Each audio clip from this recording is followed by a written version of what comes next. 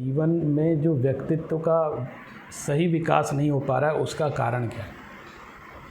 तो इन सब चीज़ों के यदि हम रूट में जाएंगे, मूल कारण में जाएंगे, तो मुझे लगता है कि हम अपने जीवन की पूर्णता को इसलिए प्राप्त नहीं कर पा रहे हैं क्योंकि हमारे अंदर अभी ऋजुता नहीं आ पाई है, जिसको हम लोग कहते हैं सरलता। आप ये समझो, ऋजोर भाव आर्जवम, आर्जव शब्द है ऋजुता का। ऋजुता का अर्थ होता है सरलता, वीतरागी सरलता। जो प्राणी, जो जीव या जो भी मनुष्य इस दुनिया में जिस हद तक भी यदि शांत और सुखी है, तो उसका बहुत बड़ा कारण है कि उसने अपने जीवन में सरलता को स्थापित किया है। अगर इसके विलोम में हम देखेंगे, उल्टा देखेंगे, तो मायाचारिता यानी छल कपट वाला व्यवहार, ये हमें दुखी करने का सबसे बड़ा कारण है। हम तो आज ये बात समझने बैठे हैं कि हम लोग सुखी कैसे हों, हमारे जीवन में सफलता कैसे मिले, मेरे व्यक्तित्व का विकास कैसे हो। इसके पहले सबसे बड़ा हमको निर्णय ये करना है कि एक सफल व्यक्तित्व किसको कहते हैं। आप बताइए, आप किसको सफल व्यक्तित्व कहते हो? क्या आपको इस दुनिया में कोई सफल ऐसा दिखाई देता है जो बिल्कुल सीधा साधा हो और सफल हो?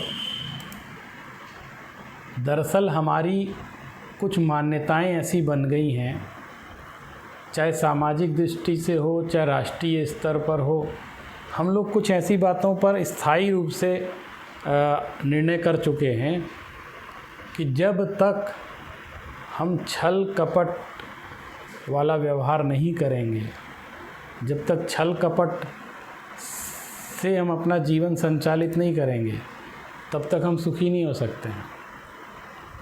ये हमारा एक वो बन गया है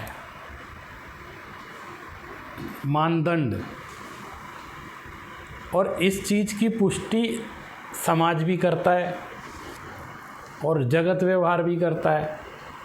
तो हमारी ये धारणा दृढ़ हो जाती है कि यदि हम सरल रहेंगे तो हम ठगे जाएंगे और दूसरा हमें ठगेगा, दूसरा परेशान करेगा। बचपन से घर परिवारों में बच्चों को ये शिक्षा दी जाती है कि बेटा थोड़ा चतुर बनो, नहीं तो तुमको लोग मूर्ख बना देंगे।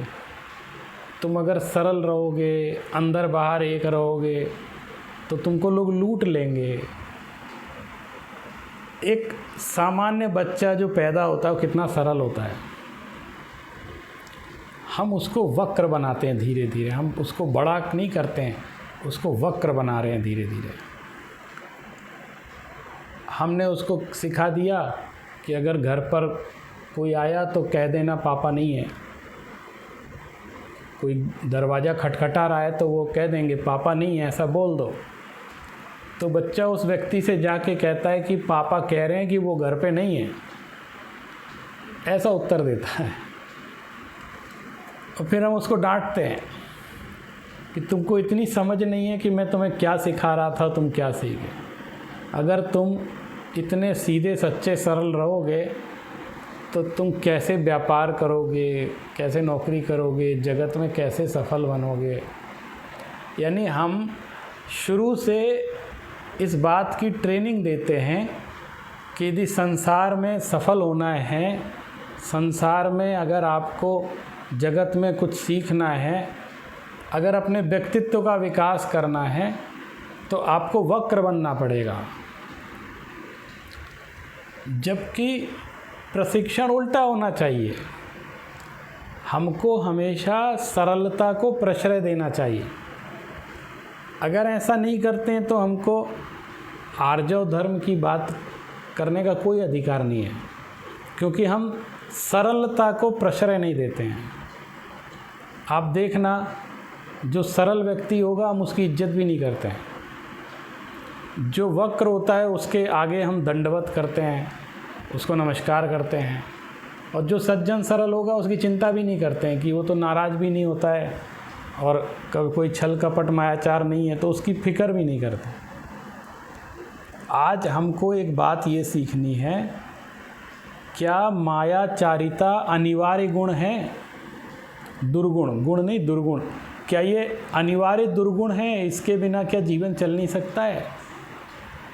अगर हम ऐसा विचार कर रहे हैं तो हम फिर ऊंची ऊंची मुक्ति की कामना, मोक्ष की कामना, इतनी बड़ी बड़ी बातें क्यों करते हैं? उसकी शुरुआत तो हमारे जीवन से ही होगी ना। लेकिन मैं आज आपको ऐसी बात बताने जा रहा हूँ जो सुनकर आप चौंक जाएंगे। इस दुनिया में सबसे ज़्यादा सफल व्यक्ति वो है जो सरल है, क्योंकि उसने अपनी ऋजुता को प्राप्त कर लिया है, अपने स्वभाव की उपलब्धि कर ली है। ये सफलता है। और एक व्यक्ति का सही व्यक्तित्व तो सब तभी बनता है जो अपने स्वभाव में आ जाता है। विभाव में कोई व्यक्तित्व नहीं बनता है। पर्सनालिटी डेवलपमेंट के जितने भी कोर्स हैं, मैंने उन सब कोर्सों को देखा है कि आखिर ये सिखाते क्या हैं। तो वो ये सिखाते हैं कि आप जैसे हो वैसे दिखो मत, आप दुनिया के अनुसार दिखाई दो, तब आपका व्यक्तित्व अच्छा हो। आप कुछ बनावटीपन रखो। आप भोले हो तो भोले रहो, लेकिन दिखो मत। माने व्यक्तित्व का विकास, दुर्गुणों के विकास को व्यक्तित्व का विकास कहते हैं। आप इस बात पे पता नहीं मुझसे राजी होंगे कि नहीं राजी होंगे, या मैं ही कुछ उल्टा सोच रहा हूँ। जो दुर्गुण का विकास करेगा उसका व्यक्तित्व विकसित होगा, कि जो गुण का विकास करेगा उसका व्यक्तित्व विकसित होगा। मैंने व्यक्तित्व, पर्सनालिटी डेवलपमेंट कहते किसको हैं? मैं कोई सामान बेचने जाऊं, झूठ बोलूं और उसको पटाऊं और स्मार्टनेस दिखाऊं, तो ये व्यक्तित्व है। ये व्यक्तित्व का विकास सिखा रहे हैं हम। माने मैं सारे कॉरपोरेट जगत को इस लपेटे में लेना चाहता हूँ, मैं सारी बिजनेस वर्ल्ड को इसमें कहना चाहता हूँ कि कहीं हम रॉन्ग डिसीजन तो नहीं ले रहे हैं, या हम इस तरह का दो डिवाइडेशन कर दें कि देखो, मोक्ष जाना हो, मुक्त होना हो, आत्मानुभूति प्राप्त करना हो तो सरलता ज़रूरी है, और दुनिया में सफल होना हो तो वक्रता ज़रूरी है। भाई सफलता के दो मानदंड हो गए कि यदि दुनियादारी में आपको सफल होना है तो भैया आपको थोड़ा सा मायाचारी करनी पड़ेगी, और अगर आपको आत्मानुभूति प्राप्त करनी है, सेल्फ रियलाइजेशन करना है, तो आपको सरल होना पड़ेगा। कहीं कहीं मैं साहित्य पढ़ता हूँ तो ऐसे उदाहरण भी आते हैं, मैं उससे बहुत सहमत नहीं हो पाता हूँ, लेकिन फिर भी समझने के लिए उसमें ऐसा कहते हैं कि सांप दुनिया में घूमता है तो ऐसे ऐसे वक्र गति होती है उसकी, कभी सीधा नहीं चलता है। ऐसा कोई सांप आप देखेंगे ना तो ऐसे नहीं जाएगा, वो ऐसे ऐसे टेढ़ा टेढ़ा होके जाएगा। लेकिन जब वो अपने बिल में घुसता है तो उसको सीधा होना पड़ता है। अगर वो टेढ़ा होगा तो अपने बिल में नहीं, इतना सा बिल है छोटा सा, अब उसके अंदर उसको घुसना है तो आप सोचो वो कैसे घुसेगा, तो उसको बिल्कुल सीधा होना पड़ता है। तो हमारे शास्त्रों में, हमारे प्राचीन साहित्य में इस तरह की बात सिखाई गई कि अगर आपको अपनी आत्मा का दर्शन करना है तो आपको सरल तो बनना पड़ेगा, यानी अपने अंदर आना है तो सरल बनना पड़ेगा। बाहर आप इधर उधर घूमते रहो भले, लेकिन अंदर आना है तो सरलता के बिना अपने स्वभाव का दर्शन नहीं हो सकता, हमारे मूल व्यक्तित्व का दर्शन नहीं हो सकता। तो हम सफलता का मानदंड किसको माने? स्वभाव के दर्शन को सफल माने या विभाव के विकास को सफल माने? किसको मानते हैं हम? क्या कहें हम? ये सोचने वाली बात है। आप भी सोचिए, मैं भी सोच रहा हूँ, लेकिन मेरी मान्यता थोड़ी सी दूसरी भी है। मैं ये कहना चाहता हूँ कि जगत में भी जो वक्र होता है, जो मायाचारी होता है, वो सफल नहीं होता है। ये हमारी धारणा बना ली हमने, लेकिन ऐसा है नहीं। हमारा माइंड सेटअप ऐसा हो गया है कि दुनियादारी में तो छल कपट मायाचार चलता है तभी सफल होते हैं। लेकिन मैंने तो दुनियादारी भी देख ली, वहाँ भी आपको जो सरल है, यानी जो प्रामाणिक है, जो अंदर बाहर एक है, वो ज़्यादा सफल है। आप देखो, आप मार्केट में जाते हैं, सब लोग जाते हैं, शॉपिंग मॉल में जाते हैं, अब कौन सी कंपनी का माल लेना पसंद करते हैं? वो जिसके विज्ञापन ज़्यादा हो रहे हों, जो झूठ बोलता है लेकिन बात कुछ और कहता कुछ और है, करता कुछ और है। उसने जो सर्विस का वादा किया था लेकिन वो सर्विस नहीं दी। आप किसको खोजते हैं? आपका डिसीजन क्या है? या आप आसपास की शॉप्स जो हमारे रिटेलर्स हैं, उनमें किस दुकान पे जाके खड़े हो जाते हैं आप? जहां आप आंख बंद करके सामान खरीद सकें, उसके पास जाते हैं। एक छोटे से बच्चे को दुकान में सामान खरीदने बेचते हैं तो किस दुकान पे बेचते हैं? तो बच्चा पैसा गिनना तो जानता नहीं है, जितना पैसा दिया। वो दुकानदार जिस पर हमें विश्वास होता है कि वो सामान भी सही देगा और पैसे भी बिल्कुल सही वापस करेगा, उसको हम बोलते हैं। अरे सुने, ये बंद हो गया बेटा।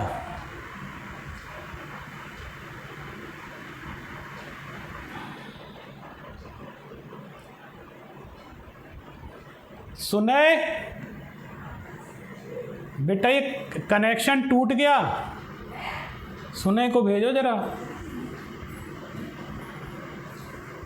जुड़ गया, वापस जुड़ गया, बीच में डिस्कनेक्ट, सॉरी। हाँ, एक कोई नेटवर्क इशू हो गया था, इसमें कुछ व्यवधान आ गया था। तो मैं ये कहना चाह रहा हूँ कि हम ये माइंड सेटअप हमारे अंदर क्यों हो गया कि हम जगत में टेढ़े रहेंगे तब सफल होंगे। एक कुछ अनुभव होते हैं तो हम ऐसा मान लेते हैं। अब थोड़ा सा इस पे सोचना शुरू करिए। जैसे मैंने कहा कि आप दुकान पर उस व्यक्ति के पास आंख बंद करके बिना विज्ञापन के चले जाते हैं जिस पर आपको विश्वास होता है कि ये छल नहीं करता है, भले ये महंगा देता है लेकिन कह के देता है। हो सकता है वो 100 रुपये की चीज़ के 200 रुपये लेता हो, 150 रुपये लेता हो, लेकिन आपको ये विश्वास है कि चीज़ गलत नहीं देता है और धोखे से पैसा नहीं लेता। उसने रेट लिख रखे हैं, इतने रुपए का है, छल नहीं करेंगे हम। और जो सामान देता है वो बिल्कुल सही निकलता है, उसमें कहीं शुद्ध निकलता है, तो आप आँख बंद करके भी वहाँ से ख़रीद लेते हैं। और किसी के यहाँ भले ही सस्ता मिल रहा हो लेकिन उसके सामान की गारंटी नहीं है, ख़राब निकल जाता है, तो आप एक बार तो ले लेंगे लेकिन दोबारा नहीं जाएंगे उसके यहाँ। ये हमारे माने बिजनेस एथिक्स में भी ये बात सिखाई जानी चाहिए और सिखाई जाती होगी निश्चित रूप से कि आप जितने ज़्यादा प्रामाणिक रहेंगे उतने ज़्यादा बिजनेस में सफल होंगे, जितने ज़्यादा आप ऑनेस्ट रहेंगे उतने ज़्यादा सफल होंगे। ये बिल्कुल गलत धारणा है कि आप मायाचारी करेंगे तब ज़्यादा सफल होंगे। मैं तो आध्यात्मिक बात नहीं कर रहा हूँ, मैं जगत के माने आप मैनेजमेंट्स में भी जाइए, वहाँ भी बात करिए कि आप किस चीज़ की ट्रेनिंग देना चाहते हैं। मैं आपके घर एक सेल्समैन के रूप में आता हूँ और मैं सही बात बताता हूँ आपको, तो आप कन्विंस हो सकते हैं। झूठ बोलने पर भी कन्विंस हो सकते हैं, मैं धोखा दूँ तब भी कन्विंस हो सकते हैं, लेकिन एक ही बार हो सकते हैं। बड़ी प्राचीन कहावत है कि जो काठ की हांडी होती है वो एक ही बार चूल्हे पर चढ़ती है। लकड़ी का अगर बर्तन आप चूल्हे पर रखेंगे तो एक ही बार चढ़ेगा, दोबारा तो वो बचेगा ही नहीं। लेकिन जो स्टील का या तांबे का बर्तन होगा वो बार बार उसको यूज़ करते हैं। तो आप एक बार तो छल कर लेंगे, आप हो सकता है कुछ पैसे उससे कमा लें, उसको धोखा दे दें, लेकिन हर समय नहीं कर सकते। तो ये माइंड सेटअप आप अपना आज और अभी बदल दीजिए कि जगत में भी मायाचारी वाला ही सफल होता है। ये कोई गारंटी नहीं है, इसकी गारंटी उसकी ज़्यादा है जो छल नहीं करता है। उसकी सफलता की ज़्यादा गारंटी। इसलिए किसी भी पर्सनालिटी डेवलपमेंट के कोर्स में ये बात नहीं सिखाई जानी चाहिए कि तुम बनावटी बनो, कृत्रिम बनो, बल्कि ये कहना चाहिए तुम जैसे हो वैसे रहो, जैसे हो वैसे दिखो। लोग तुमसे तभी प्रभावित होंगे। अगर आप बनावटीपन रखेंगे तो आपका बिजनेस सफल नहीं होगा, आप ज़्यादा प्रभावशाली नहीं हो पाएंगे। अगर कंटिन्यूटी बरकरार रखनी है, स्थायित्व तो रखना है, तो भी आप अपने अंडर में कुछ लोगों को रखते हैं, एम्प्लॉई अपने अंडर में आपके यहाँ काम करने के लिए, चाहे घर पर या कंपनी में, तो आप कैसे लोगों को पसंद करते हैं।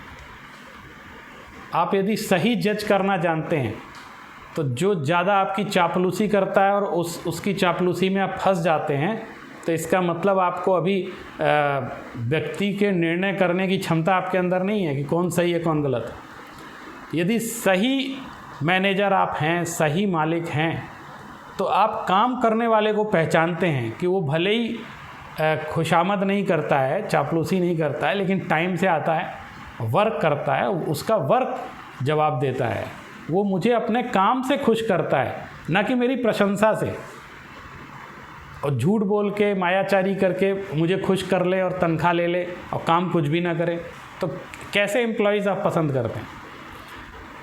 आप वो व्यक्ति चाहते हैं जो छल कपट से रहित हो, मायाचार से रहित हो, भले ही बहुत ज़्यादा व्यवहार कुशल ना हो, बहुत ज़्यादा प्रशंसा ना करता हो, हंसता मुस्कुराता ना हो, लेकिन काम अच्छे से करता हो। ऐसे एम्प्लॉयज़ आप पसंद करते हैं, हर व्यक्ति ऐसा पसंद करता है। तो आप ये कैसे कह सकते हैं कि जगत में मायाचारी व्यक्ति सफल होता है।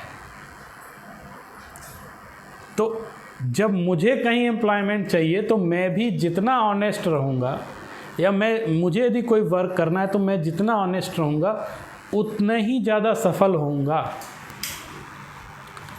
दूसरा बिंदु आज मैं ये कहना चाहता हूँ, आप इसको ज़रा गंभीरता से समझना, कि जो छल कपट जो व्यवहार है उसमें एक धोखे में हम भी रहते हैं कि जो छल कपट करते हैं वो इस धोखे में रहते हैं कि मैं दूसरे को छल रहा हूँ, दूसरे को धोखा दे रहा हूँ। इस भ्रम में भी वो व्यक्ति रहता है, खुश होता है, लेकिन दरअसल वास्तविकता ये है कि वो खुद के साथ धोखा करता है। आप दूसरे को नहीं छल रहे हैं, आप खुद को छल रहे हैं, खुद की शांति भंग कर रहे हैं।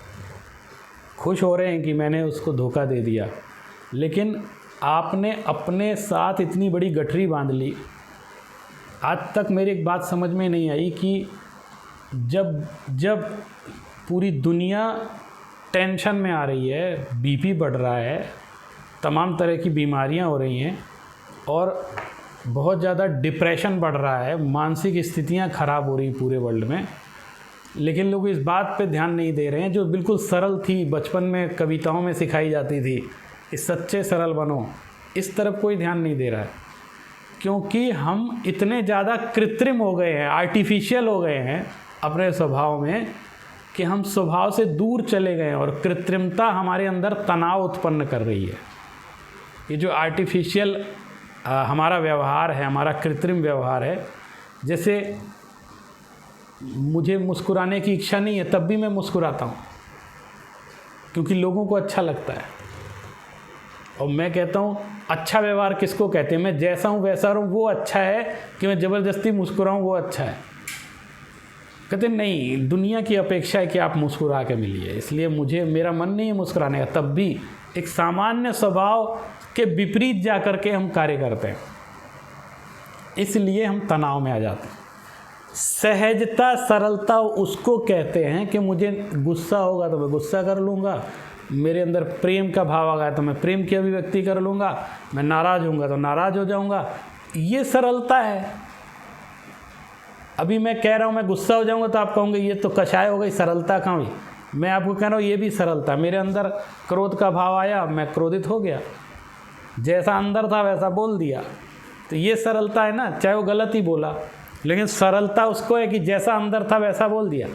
यदि मेरे अंदर बुरा भाव है और मैं बाहर से अच्छा बोल रहा हूँ तो ये वक्रता हो गई ना, ये सरलता कहाँ हुई।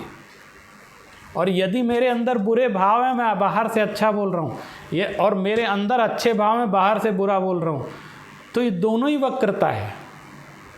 सहजता, सरलता उसको कहते हैं कि जैसा अंदर है वैसा बाहर रहे, और वो ही व्यक्ति सम्यक दृष्टि कहलाता है। कृत्रिमता नहीं उड़ता है वो। आप लोग धर्म स्थान में जाते होंगे, मंदिरों में जाते होंगे ज़रूर, और आपने देखा होगा जो भी ऐसे पवित्र स्थल रहते हैं जहाँ भगवान विराजमान रहते हैं, वहाँ बाहर एक बोर्ड टंगा होता है, कृपया यहाँ जूते बाहर उतारें, ऐसा लिखा रहता है, आपने पढ़ा होगा, कृपया जूते चप्पल यहाँ उतार, उसका रैक बना रहता है। तो मैं तो एक ये निवेदन सारे जितने भी धर्म संस्थाएं हैं उनसे ये करना चाहता हूँ, मेरी तरफ से एक बोर्ड आप और लगवाइए, वो ये है कि कृपया यहाँ मुखौटा उतार के जाएं। बाहर जैसे जूता उतारते हैं वैसे चेहरे का मुखौटा भी उतारना चाहिए, क्योंकि हम लोग इतने ज़्यादा मुखौटे लगाने के आदी हो गए कि हम भूल ही गए मेरा कैसा चेहरा है। हम इतने बनावटी हो गए हैं कि हमें पता ही नहीं हम क्या हैं। एक व्यक्ति नाटक करता है, अभिनय करता है। पहले के समय में स्त्री का अभिनय भी पुरुष ही किया करते थे। जैसे रामलीला हो रही है तो राम सीता का रोल है तो राम भी पुरुष होता था, सीता भी पुरुष होती थी, और वो पुरुष ही साड़ी वाड़ी पहन करके स्त्री की भाषा बोल करके सीता बन जाता था। क्या वो सीता का रोल करते हुए कभी एक क्षण के लिए ये विस्मरण करता था कि वो पुरुष है? क्या एक क्षण के लिए भी विस्मृत होता था वो? नहीं। वो चाहे वो मैं आ रही हूँ, मैं जा रही हूँ, मैं ऐसी हूँ, ऐसे में बोलता रहेगा, लेकिन वो एक क्षण के लिए भी इस चीज़ को भूलता नहीं है कि मैं पुरुष हूँ। अपने स्वभाव का उसको हमेशा ध्यान रहता है, चाहे उसकी बाहर की आकृति स्त्री जैसी हो गई है, हाव भाव स्त्री जैसे कर रहा है, लैंग्वेज भी वैसी बोल रहा है। लेकिन इसमें गलती एक ये हुई कि हम ये जो इस तरह की एक्टिंग करने लग गए हैं जीवन में, और तरह तरह के स्वांग रचाते हैं, और उस स्वांग को रचाते रचाते इतने ज़्यादा आदी हो गए हैं कि हम अपने मूल स्वरूप को भूल गए हैं, उसी मुखौटे को अपना चेहरा समझते हैं। आज अगर हमको ये बात समझनी है तो आज से कोशिश करें कि एक एक चेहरा उतारते चले जाएं। बहुत समय लगेगा, एक मुखौटा नहीं है, कई तरह के मुखौटे लगे हुए, तो एक एक मुखौटा उतारते चले जाएं, उतारते चले जाएं। जब थोड़ा समय लगेगा उसके बाद पता चलेगा कि मेरे अंदर जो वास्तव में है वो मेरा मूल चेहरा तो मैं भूल ही गया था कि मैं क्या हूँ, खुद का जो स्वरूप है वो तो मैं भूल ही गया था। इसीलिए मैं कह रहा हूँ कि मंदिर के बाहर एक बोर्ड ये भी लगना चाहिए कि यहाँ जूते तो उतारिए ही, अपना मुखौटा भी उतार के जाइए। क्यों कह रहा हूँ मैं? क्योंकि जब तक हम मुखौटा नहीं उतारेंगे तब तक परमात्मा का दर्शन नहीं होगा। अंदर जाके भी क्या करेंगे? जैसा लोग करते हैं, अंदर जाके भी हम कृत्रिमता में जीते हैं। वहाँ स्वरूप का दर्शन करने गए थे, लेकिन वहाँ भी हम विभावों में रहते हैं, स्वभाव में नहीं रहते हैं। एक बहुत अच्छे कवि हुए हैं युगल जी, उन्होंने एक पंक्ति लिखी है, चिंतन कुछ फिर संभाषण कुछ, क्रिया कुछ की कुछ होती है, स्थिरता निज में प्रभु पाऊँ, जो अंतर का कालुष धोती है। हे भगवान, ये क्या हो गया मेरे साथ? चिंतन कुछ, सोचते कुछ हैं, और संभाषण कुछ, बोलते कुछ और हैं, और क्रिया कुछ, क्रिया एक्टिविटी कुछ और ही हो रही है। तीन तरह के भेद डले। तो स्थिरता नहीं है मेरे जीवन में। मैं ऐसा जीवन चाहता हूँ कि जो मैं सोचूं वही मैं बोलूं, और वही मैं लिखूं, वही मैं कहूं, वैसा ही काम करूं। ऐसा एक रूपता हो जाए। और ये सरलता सबसे कठिन चीज़ है। देखो नाम है सरल, लेकिन वो है बहुत कठिन, वैसा होना बहुत कठिन है। और जिस दिन हम ऐसे हो जाएंगे उस दिन अपने स्वरूप की प्राप्ति का। कठिन इसलिए है क्योंकि हम इतने उलझ गए हैं कृत्रिम वातावरण में रहते रहते, अपने आप को विभाव में डालते डालते इतने ज़्यादा पलट गए हैं कि हम कभी दृष्टि हमारी स्वभाव के सन्मुख हो ही नहीं पा रही है। वो एनर्जी कहाँ से आएगी हमारे अंदर? हम इस आर्टिफिशियल लाइफ से क्या वैसी नेचुरल एनर्जी ला सकते हैं? नहीं ला सकते हैं। हम कृत्रिमता से कृत्रिमता को जन्म दे रहे हैं, आर्टिफिशियलिटी से दूसरी आर्टिफिशियलिटी को दे रहे हैं। और एक बात बताता हूँ, जब हम स्वभाव की चर्चा करते हैं, स्वभाव में आने की बात करते हैं, तब भी हम एक कृत्रिमता का निर्माण कर लेते हैं। उस समय भी हम एक आर्टिफिशियल रूप धारण कर लेते हैं। हम तो स्वभाव में आ रहे हैं, चेहरा ऐसा बनाने लगेंगे, वैसा बनाने लगेंगे। हम सोचते हैं बाहर से कुछ ऐसा करने से स्वभाव का दर्शन हो जाएगा, लेकिन उस समय भी हम अंदर की ऋजुता को भूल जाते हैं। एक नए तरह की कृत्रिमता हमारे ऊपर हावी हो जाती है, जो स्वभाव के नाम पर आ रही है। बहुत देखो, आप कभी ब्लैक बोर्ड पर जो टीचर पढ़ाते हैं, आपने पहले मैथमेटिक्स पढ़ी होगी, पहले बहुत बचपन में बात सिखाते थे कि सीधी रेखा, सरल रेखा और वक्र रेखा। ऐसे वक्र रेखा वो होती थी जो ऐसे ऐसे करना है, और सीधी रेखा उसको बोलते थे जो ऐसे सीधी खींचनी है। आपको मैं ब्लैक बोर्ड देता हूँ, चौक डस्टर देता हूँ, आप सीधी रेखा खींच के बताओ। बिल्कुल सीधी होनी चाहिए, उसमें बैलेंस गड़बड़ नहीं होना चाहिए, और जो सीधी होगी वही सही मानी जाएगी। और मैं कहूँ आपको एक वक्र रेखा खींच के बताओ, रेखा का नाम वक्र है, लेकिन उसको खींचना बहुत आसान है। कुछ भी खींच तो ऐसे ऐसे वक्र है, वो तो नाम वक्र है, लेकिन उसको बनाना बहुत सरल है। और सरल रेखा, सीधी लाइन, सिंपल लाइन खींचना बहुत कठिन है, बिल्कुल सीधी। उसके लिए आपको स्केल चाहिए पड़ेगा, उसके लिए आपको मीटर से नापना पड़ेगा, बिल्कुल बैलेंस बराबर होनी चाहिए, थोड़ी सी भी ऐसी ऐसी नहीं होनी चाहिए।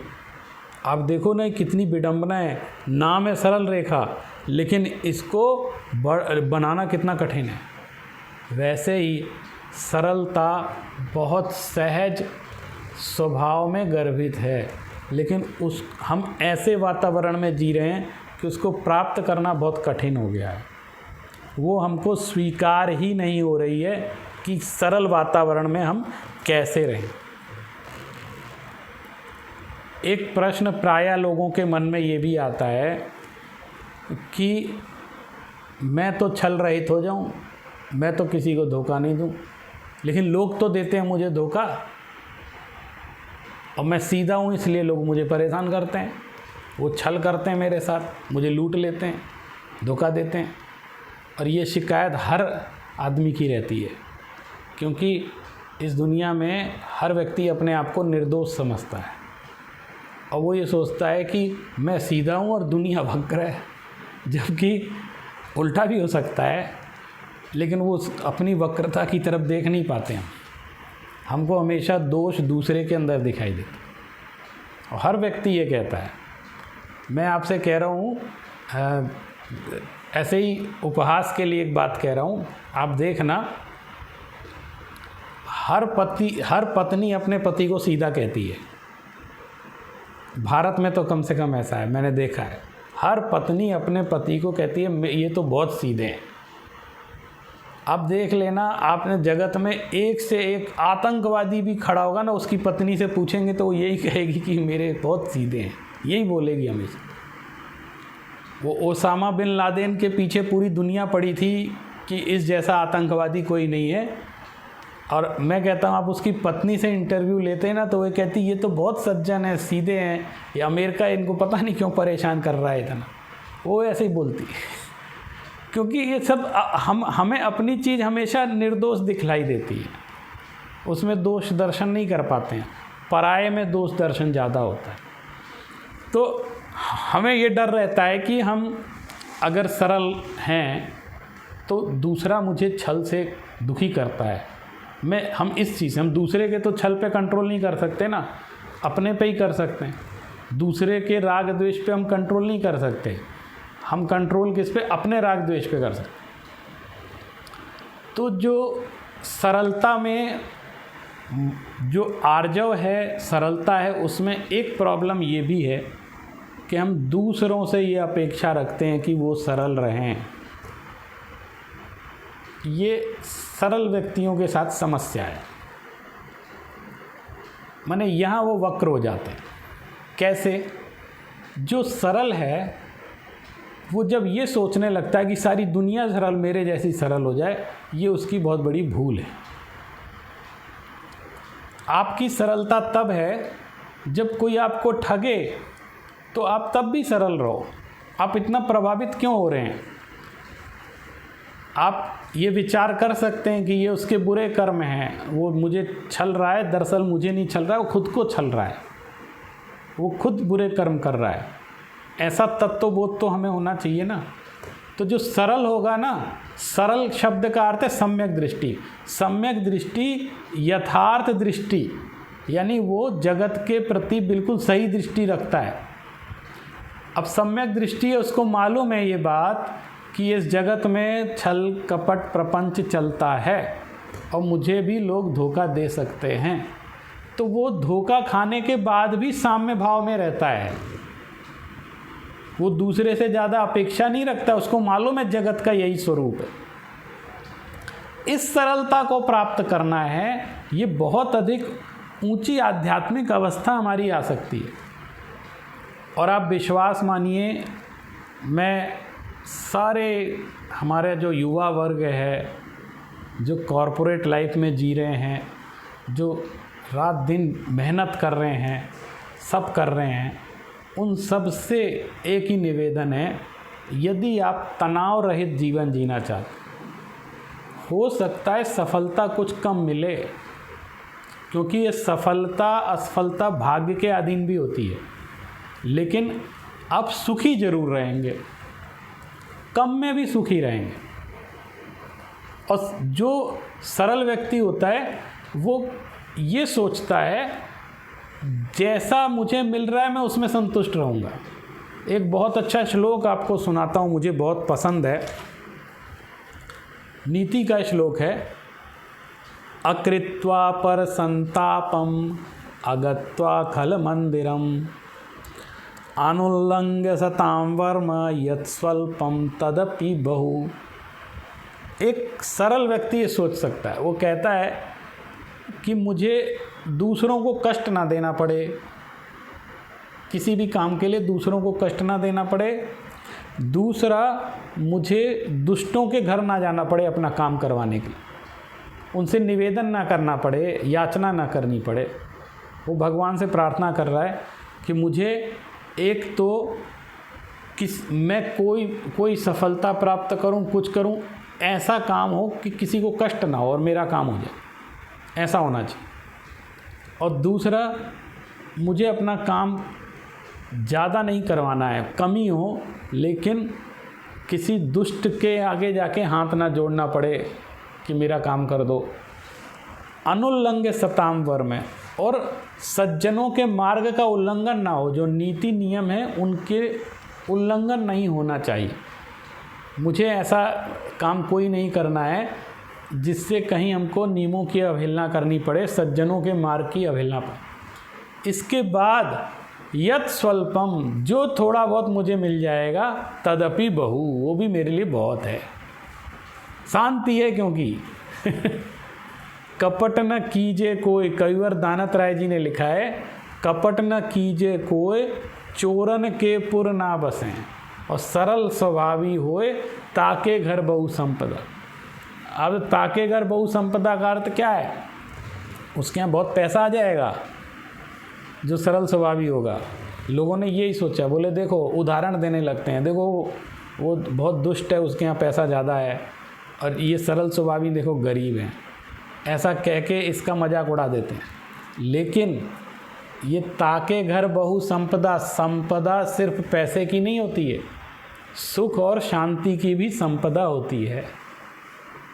इस पर भी ध्यान दें। संपदा माने सुख और शांति। रिलैक्स है ना, परेशान नहीं है ना, अवसाद में नहीं है ना, मानसिक स्थिति ठीक है ना उसकी, खुश है, ये बहुत बड़ी संपदा है। ये किसी भी कीमत पे प्राप्त नहीं होती। ये सिर्फ हमारे आंतरिक परिवर्तन से ही प्राप्त हो सकती है।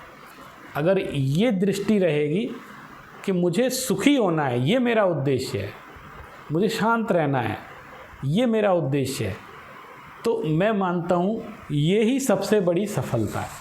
तो इस तरह की सफलता और इस तरह के व्यक्तित्व का विकास हम अपने जीवन में करें तो निश्चित रूप से हमारा जीवन सार्थक हो सकता है। आप सभी ने मेरी बात को सुना, इसके लिए बहुत बहुत धन्यवाद। बहुत बहुत धन्यवाद नेकाम जी, आपने आज हमारे लिए उत्तम आदत की महिमा भी बताई और साथ में बहुत अच्छी बात बताई कि अगर हमारे जीवन में सरलता होगी तो सरल